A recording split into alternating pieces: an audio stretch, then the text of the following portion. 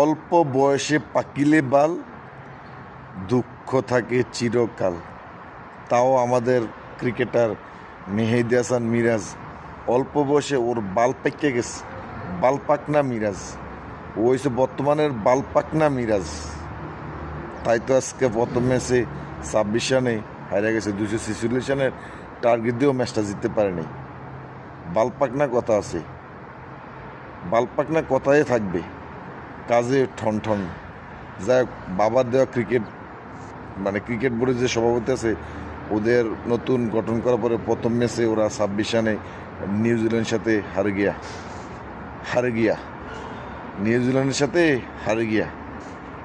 বাবার দেওয়া cricket board আমার দরকার আসলো এই বালপাকনাটি সারিয়ে বসেই আছে। এই বাবার দেওয়া ক্রিকেট বোর্ডের যে ম্যানেজমেন্ট সভাপতি, ওদেরকে মাঠে নামানো।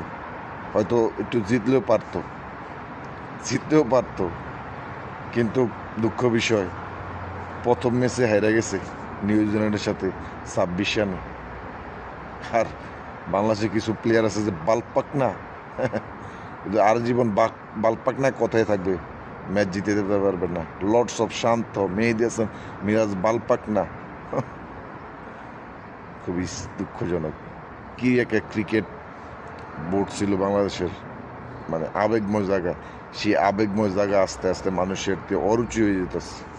আগে মানুষ কিভাবে খেলা দেখতে যেত, দর্শকরা টিভির সামনে কীভাবে বসে থাকতো, সেই দৃশ্য আর দেখা হবে না। ক্রিকেট সবই পলিটিক্সে দখল করে দিছে, আবেগ তছনছ করে দিছে। আবেগ নাই ক্রিকেটের প্রতি এখন। খুবই দুঃখ লাগে, কষ্ট লাগে। আফসোস।